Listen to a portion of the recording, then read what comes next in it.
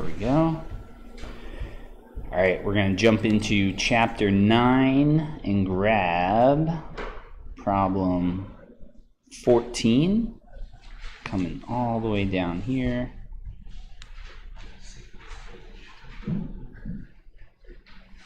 Where?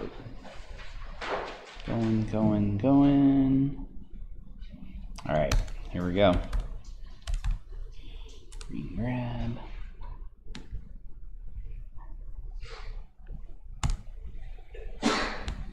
Bless you. Thank you.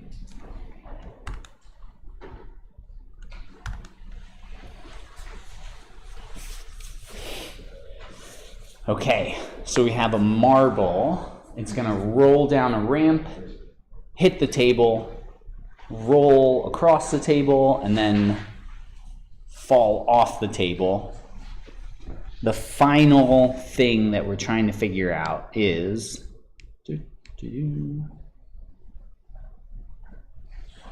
so it comes down here, hits there, goes forward, falls off,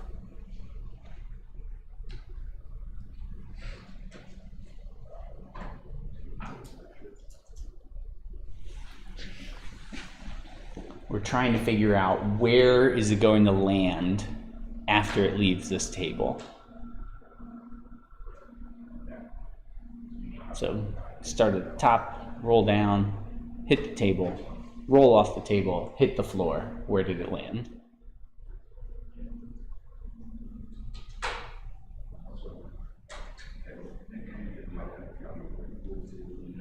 Energy.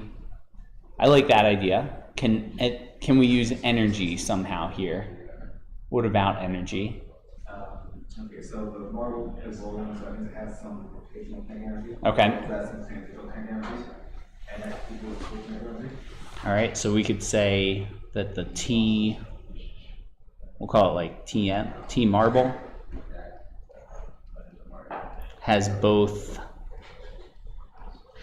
that, I'll call it like translational kinetic energy, so like how fast it's going, that's energy, and then also some kind of like energy of rolling. Do we know what that is? How much energy rolling stores? Well, it's just rotation in the transition. So I think each time it will fly. It's not basically, I think it means omega squared instead of Omega squared? I think you use I, like in your Okay. Yeah. So here, 1/2 inertia omega squared. yeah, and we can call it omega or like theta dot. I'm gonna use theta dot just because I keep using that, so I'm gonna try to stick to one-ish system, like theta dot squared. So the faster it rotates, the more kinetic energy it has. The faster it moves forward, also more kinetic energy. Okay. Is this going to be constant? Like, is there work being done on it? By gravity. Gravity's doing work. Okay. Gravity's doing work. So can we say like total energy? Because as we move down, we're taking potential energy, turning it into kinetic energy. So is it moving? Can we set this kinetic energy here equal to MgH2 plus MgH1? Can we just say like, Well, after it goes off after it rolls off of the table and starts going to the ground. yeah, Or well, I guess second it's down. Okay, at the bottom of the ramp, then it's not going to gain any more velocity and acceleration, so you can't just use the whole thing. I guess we should have my track energy, but what's supposed to get? yeah. So maybe like there's some weird thing. Like we know something about like the path of this marble is changing. Yeah. So it's not that it's falling straight down and all of its energy is like directly saved as kinetic. Okay, so there's something a little different here. Here's another question. Does the slope of the ramp matter? No.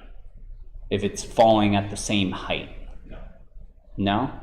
It doesn't. What do you, It's already the same speed by the time it's going. same speed? Okay. Well, maybe that's in the next direction.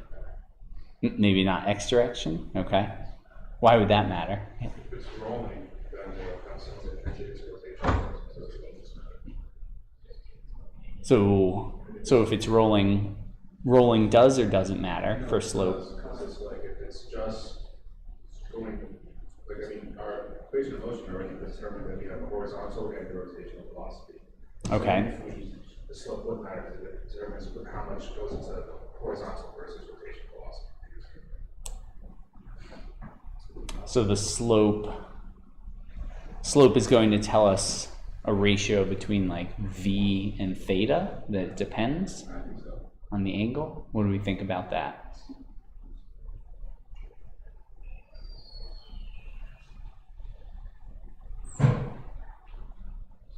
All right, so if we have a question about like right now our kinetic energy has two terms, a velocity and a theta dot. Is there a connection between those two?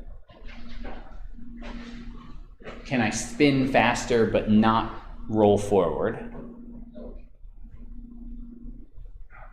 Maybe there's no friction, but No friction, yeah. Here, so, and this one is kind of, without slipping down, so I can there's certain. yeah, rolls without slipping. So friction, it's not that there's no friction or infinite friction, it's just there is as much friction as there needs to be so that it can't slip. Yeah, that's what that rolls without slipping. Those are the two limiting cases that we use. Either you roll without slipping or you just say there's no friction. And reality is going to be somewhere in between where you have like rolling resistance, or maybe you can slip, like slam on the gas and like peel out. But it's a marble. It's just rolling down a ramp. All right, so if we're rolling without slipping, how far will you travel for every rotation? One circumference, 2 pi r, yep. So distance, and this could be distance along here. It could be distance along there to there, right? Until we get to the end of the table where we're no longer rolling, but distance is 2 pi r, or so that's 2 pi r per rotation.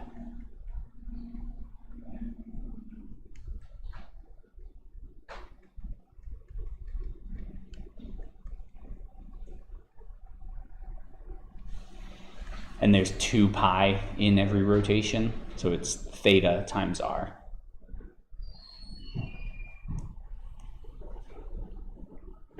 This is a constraint equation, right? We just created a constraint. Distance is r times theta.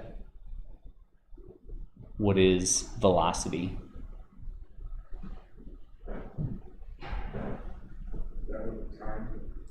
That over time. Over time? Derivative, yeah. So we're taking the d dt of d, which is v, like our speed, which is d dt of r and theta. We're not going too fast, so it's not like space and time are connected. R is a constant because it's a marble. So now we have V is r theta dot. So in terms of like what angle is the ramp, if we're rolling without slipping, the distance is gonna change, right? Like a longer ramp has a bigger distance, but it's not necessarily changing like how fast we're gonna go, because we still have along the ramp, MGH is kinetic energy. Like the further down the ramp we go, the more kinetic energy we have. So does slope not matter for the ramp?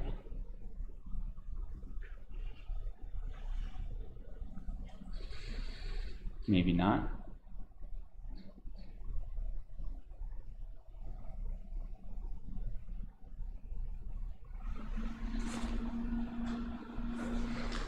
Did anyone drive over a speed bump today? No? Really?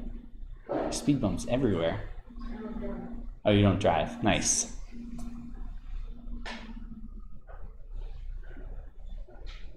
When's the last time you drove over a speed bump? A week or two ago. How did it work? Did it slow you down? Yeah, a little bit. How does it slow you down? How does a speed bump work? Well, you hit it and kind of, you have to hump it. So when you're and again, you're humping the fucking upward, and then you kind of do that in the expertise. All right, so the hypothesis is speed bump. And let's say we're riding a unicycle, right? Just so we only deal with like a point mass. And I'm a block riding a unicycle. I go towards the speed bump. I go up. Let's say I go up by H. And then I come down. How much energy did I lose going up and then coming down?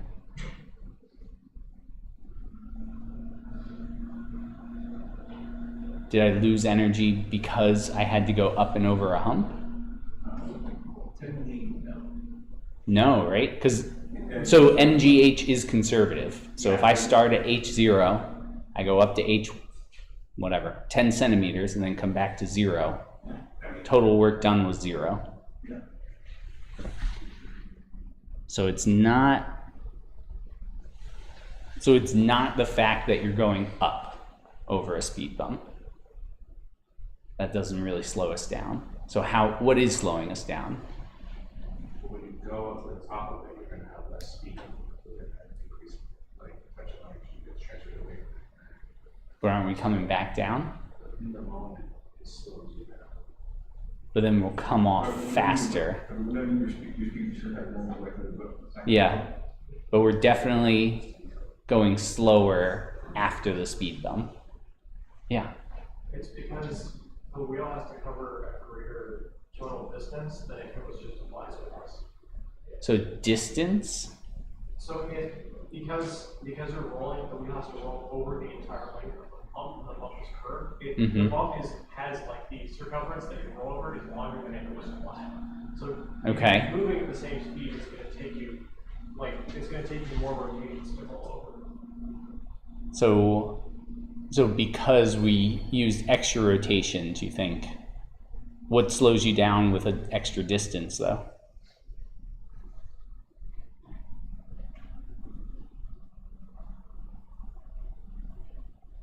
Sorry, and then there's another comment. If you go over the speed bump too fast, your wheels will no longer be on the ground, and when your wheels aren't on the ground, you can't rotate and accelerate the car forward.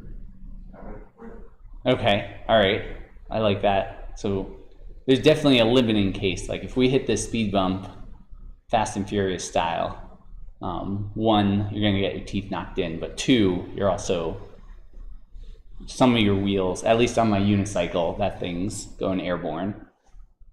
And there, I can't keep pedaling, so maybe that's part of it. So there's the idea of like, but not every car is going airborne. At least I hope not. Usually speed bumps are in like pedestrian friendly areas. So if you're like launching off a speed bump, then something, I don't know, you're ignoring a lot of safety precautions for the neighborhood. Okay, but then the distance. So let's say there's an increase in distance. let's say it's a 2 foot long speed bump. Normally you would drive 2 feet, but because it's a curve, now it's 2 feet 6 inches. Did 6 inches worth of pavement slow us down that amount? Will that slow us down? If it's like miles of pavement, then yeah, we could say there's rolling resistance and that's going to slow us down. Or if there was sand, if we change the rolling resistance, that would be another way. That's how like truck pull-offs work. If you've seen those, there's like truck, like for broken brakes, you can like pull off into it's a big sandy pit that goes up a hill. So you can dissipate all your energy just in case you happen to be like stealing a truck and the brakes don't work because you've been in a shootout. All right. So maybe it's maybe distance. Any other ideas of why this works? It is connected to what we're doing. It's all coming back.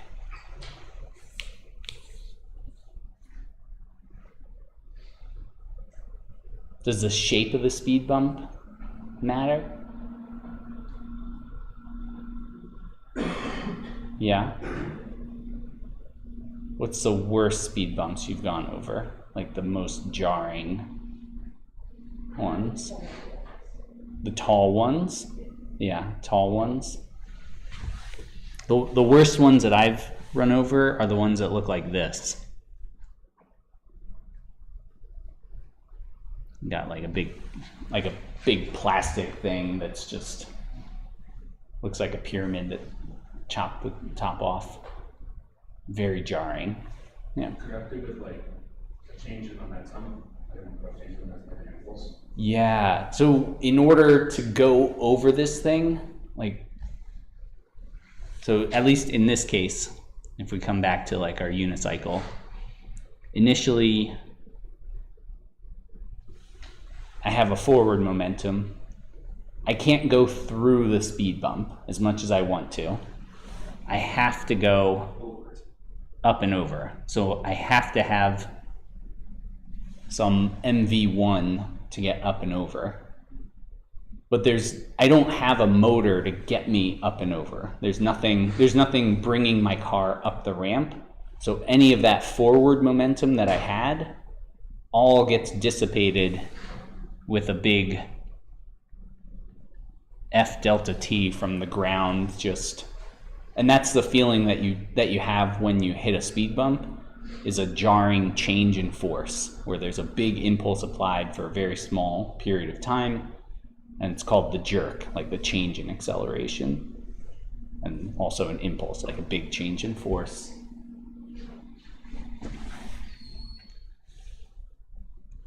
So if we kind of look at that impulse momentum diagram that we had before, we have MV here plus some F delta T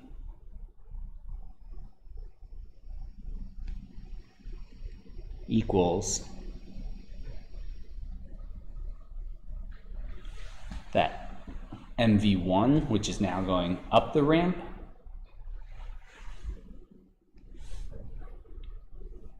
so it's kind of weird, but let's take all this and just rotate this thing down like that, right? And this is why I was saying it's coming back. It's all coming back to like what we were working on. So if I think about it as like going down a hill and then flat, what happened? I had a downward motion, like an MV kind of road. And then MV ramp, hill, we'll call it hill.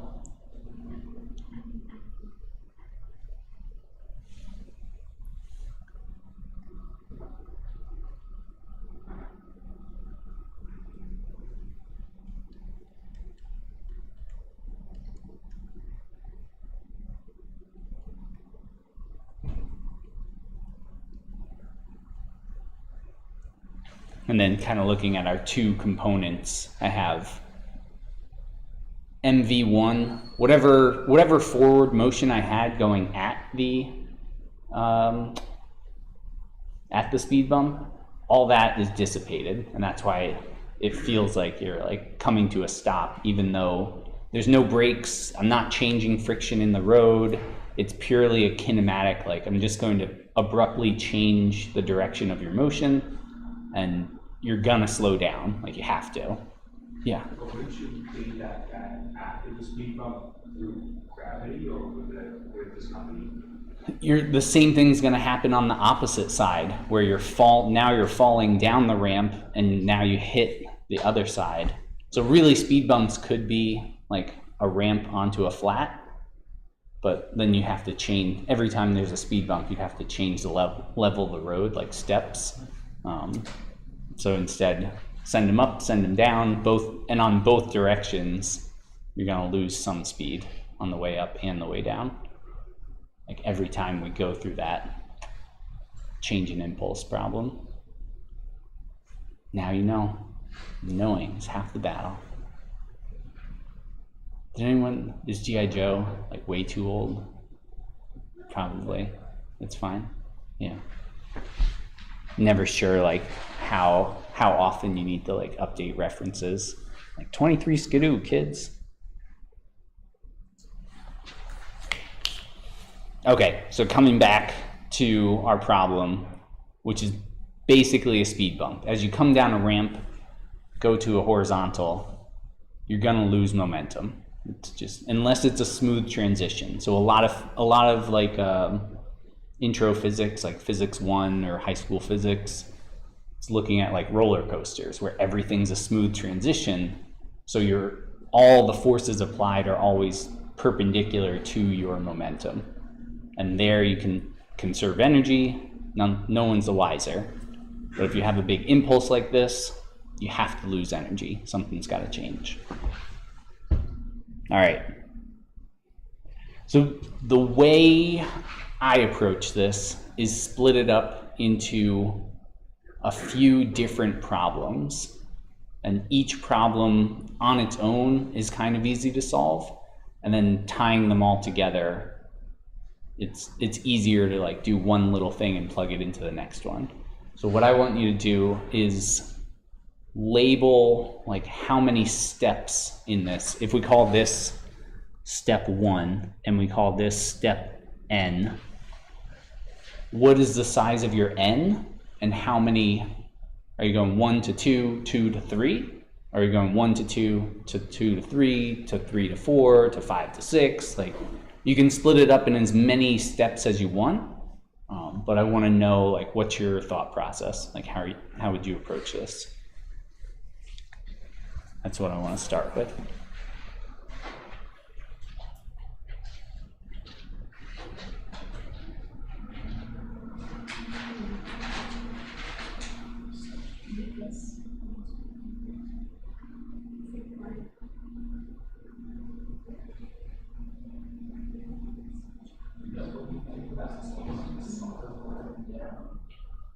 Oh, I thought you were like staring at the speed bump. Oh, No, it can't work.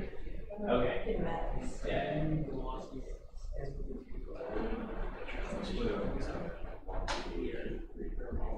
Okay. Yeah. 1 to 2. Okay. So going from like what's happening in 2 to 3. I mean, assuming no friction, maybe there's no change in the velocity. Okay. Like the rolling velocity is 6 seconds. If it's just rolling out slipping, no adverse effects, they'll be constant 2 or 3. Okay.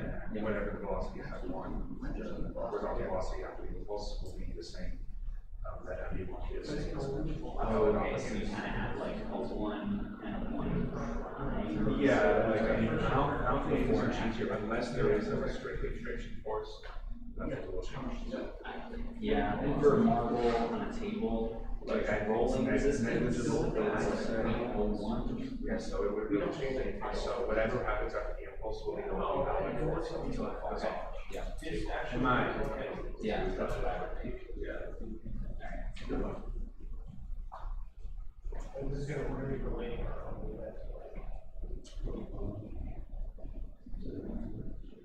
Oh, you're late. So like, does one have a start and an end?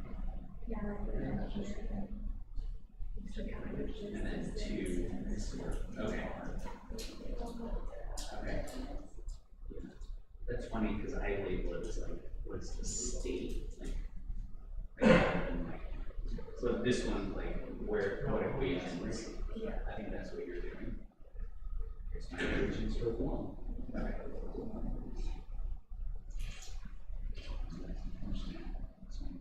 Four steps long.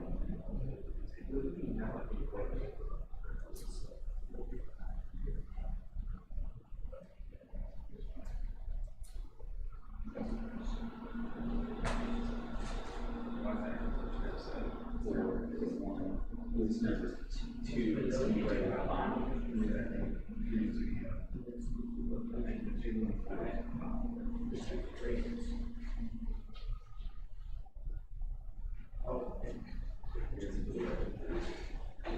Steps or three equations. They all the equations combined. Oh, they're all one equation. No, I think so. Okay. It's, you can split them up and then you do the parabolic at the end. Solve for it at the end. Have the override? And, yeah, the rotation. I think it's just like it's velocity, right? Yeah. That's weird for a second. Where's two? Where one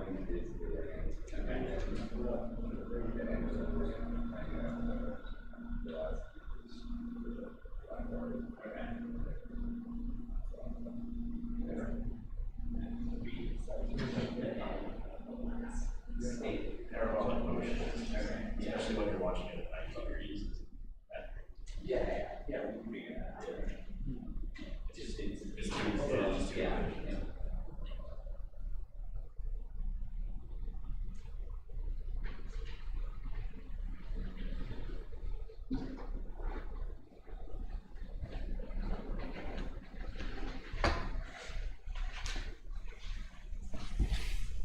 All right, so what I saw was like 1, 2, 3, and then n is 4.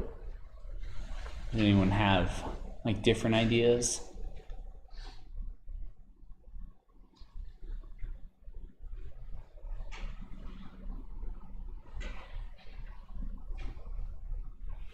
So I guess the one thing that I would say is like at point 2, like if we call this like the state of our system, similar to like thermodynamics, you know, to make it more relatable, it's like something that we all know and love and use every day. Like the state is how fast it's moving, where it's like, where is it moving? What is the velocity at state 2? Yeah. The ME1, or the horizontal component of the momentum after the impulse.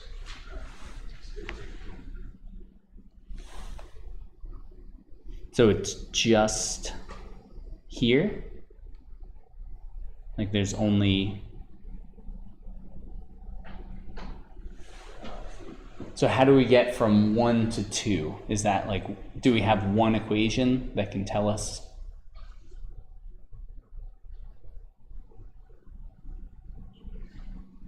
What do we do? What equation do we use?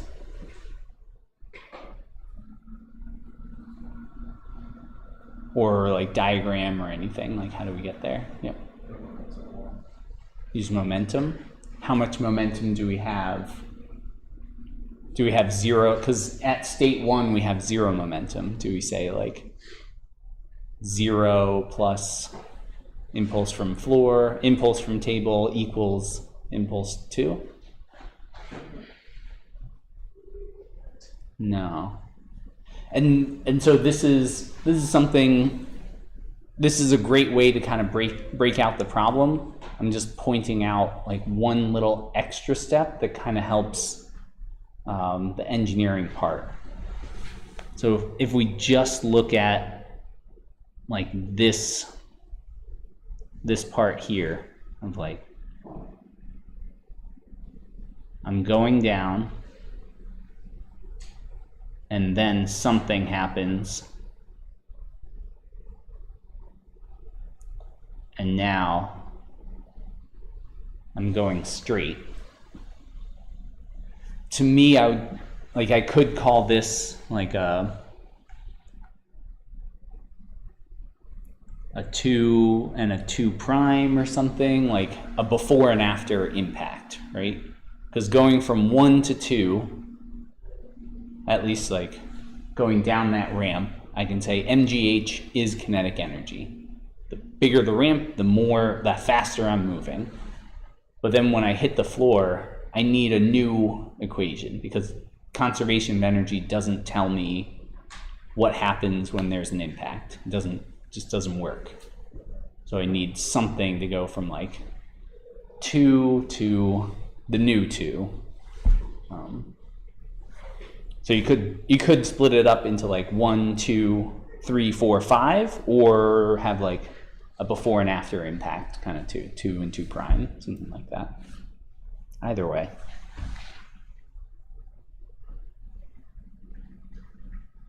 And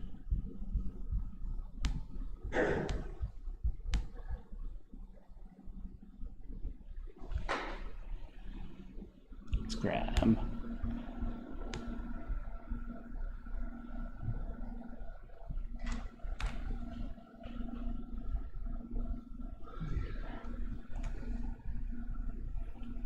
lost my picture.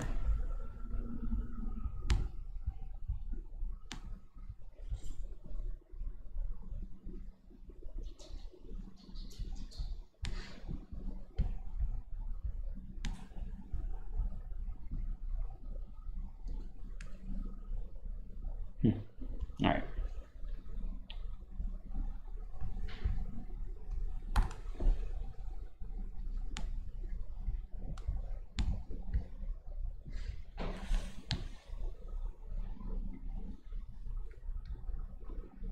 I'm gonna erase some of this, and we can say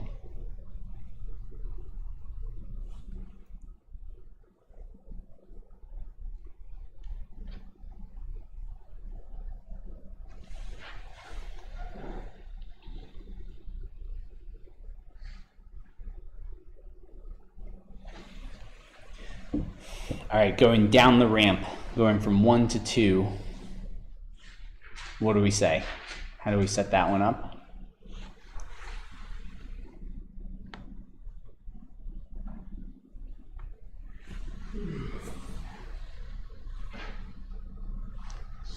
Energy change. Energy change. So what's our energy change? What's like the general definition or energy definition? Gravitational potential, something else. Is that always true? It's good.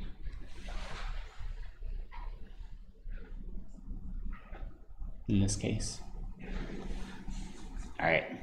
I don't know if I've written it up either. So here's like never fails.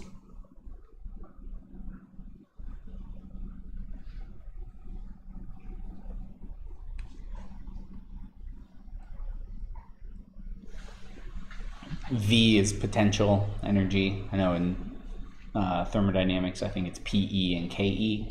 T is kinetic. V is potential. This works every time, at least for dynamics. If you're not storing like internal energy in your system, you can always say kinetic plus potential plus work done on the system is going to be kinetic and potential. Yeah. What is that NCV that you wrote? That one is non-conservative. So that could either be from a force like an impact. So impacts are non-conservative. It could be like a motor, like increasing energy into the system. So that's non-conservative. You can't like add energy with a motor and then be like, ah, never mind, give it back. Like once you add it, it's gone. So those are non-conservative forces. And then the other things are like friction, drag. Main thing that makes it non-conservative, it's the fancy, if you want to get into like the fancy math of it, is that it's path dependent. So gravity, path independent. It only depends on H. Same with springs. It only depends on stretching the spring. You can always get it back after the fact. Pendulum, also gravity. Yeah, so path dependent forces are non-conservative. So anyway, we don't have, this is a 0, this is that MGH1. We're not adding any other like mechanical work to it, and we're not pulling any out with like brakes or friction or anything. Then we have a T2 and a 0, at least if we're calling the table 0 energy. But we always, at least for gravity, you always need some reference height, like how. Okay. Would that mess up our calculation later if then we applied that we actually have another height on top of that, or is it as a negative? No, like we can, so like if we look at the next step of like, at least if you wanted to look at how much kinetic energy got added along here.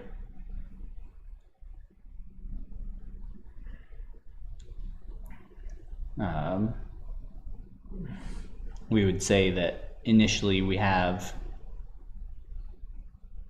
0 and whatever, our T, what did we call that one? T3?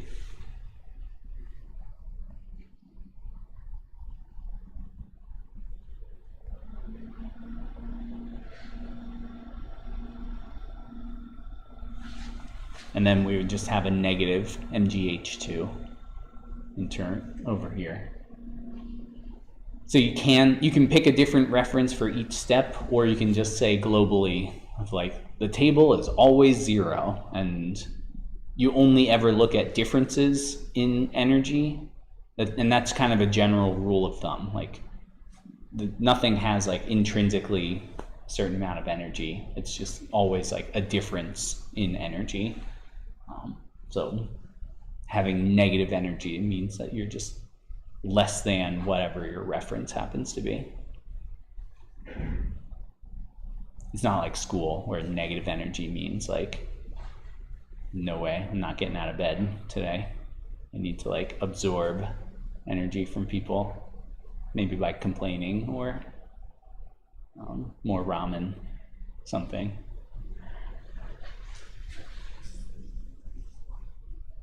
All right, let's get speed. Let's find V2 and then call it a day. So we need mass, we need I, we need H. So I'm gonna go up and grab those terms, or we can bring this one up, right?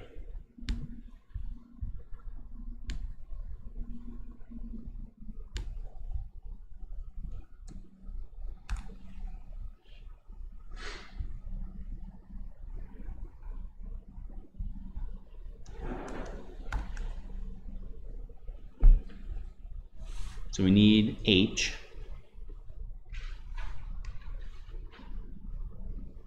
Mass is 0.05, radius 0.01. Do you know what moment of inertia is for a marble?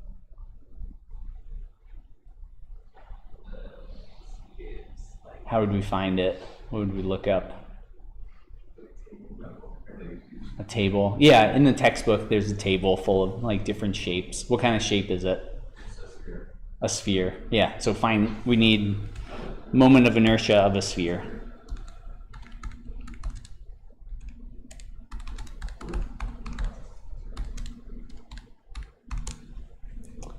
Lists of moments of inertia. Coming down.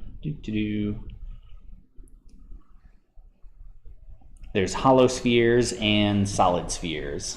So marble, probably solid. Maybe it has a little void in the middle. Sometimes there's a little bubble, but we can call it solid. 2/5 mr squared.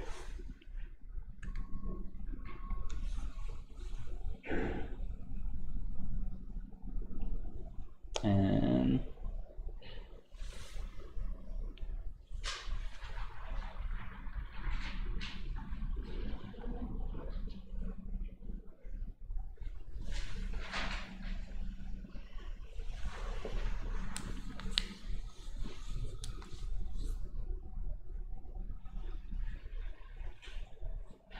do we need givens or do we need equations? Leave the givens up for now and then come down, find the equation. How fast are we going before we hit the table? Because that's all energy can really give us, is like, what is speed as a function of distance? And that's always the equation that we get out of it.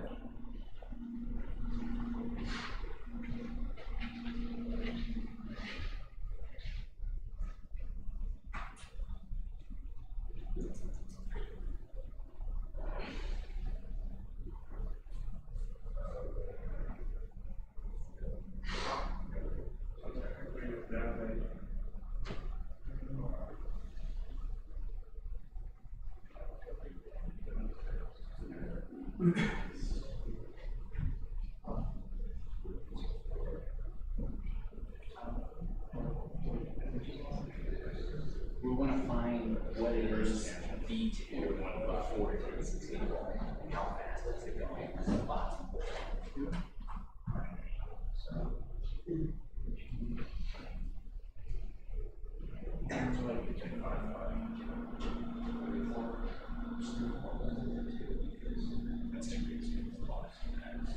Yeah, so going from like 2 to 3, I don't know how fast it's moving at 2, so I don't know how fast it will be moving at 3.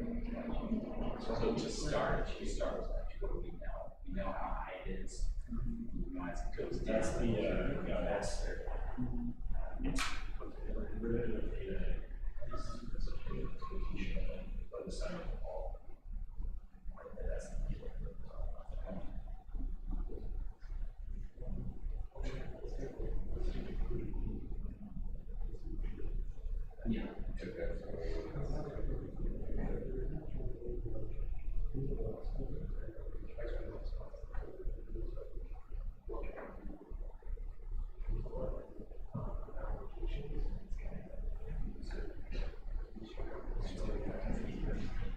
Oh yeah. Okay.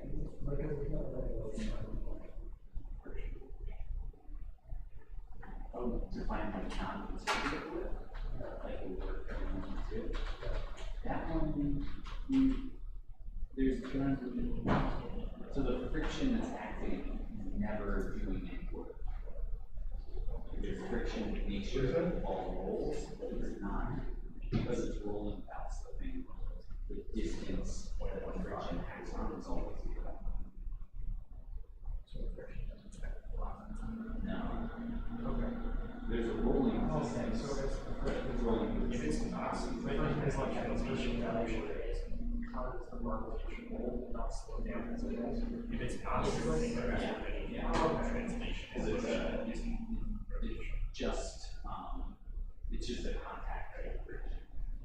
It has to keep rolling. If it slips, then now it's work done.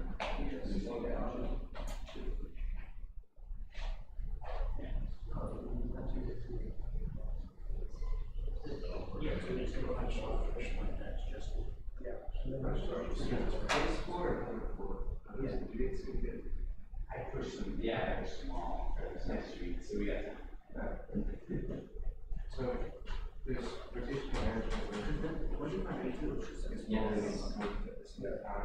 and friction was during that. So this means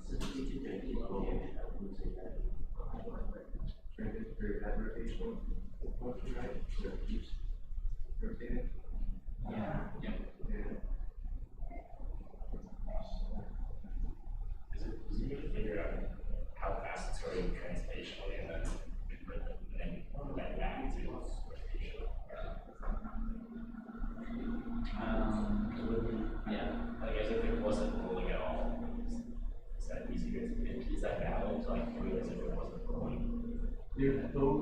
because they're both directly connected, V is our theta dot, then if you solve for one, you have it. So normally what I do, since the only connector is speed, is get rid of the theta dot and call it V squared for R. Now I have one equation for kinetic energy. Some people like, oh, the theta dot, they just solve that. Yeah, that omega. Yeah. That's probably. I use theta dot because like we keep talking about like angles and things, and sometimes they're changing. So try to keep consistent. It gets confusing sometimes. It's dropping a T, it's kinetic energy, D.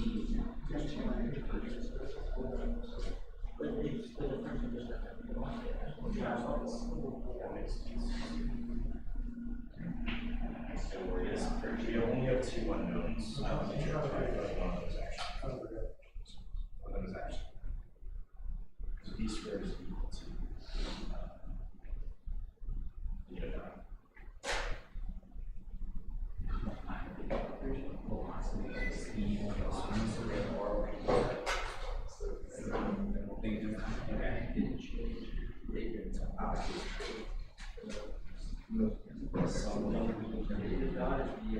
We are at time. Okay. So we'll get there. We'll get there. We'll come back on Monday. Due dates I shifted so nothing's due like today or yesterday, any of that. But so we'll start off like right here on Monday saying like, I know energy is conserved from top to bottom of the ramp. How fast am I moving? That's the question here. And here I know like V and theta dot are connected. Usually what I do is get rid of that theta dot and call it V over R. Since they have to be the same. And I don't really care how fast it's rolling, I just want to know how fast it's moving. Okay, thanks a lot, and I'll see you Monday.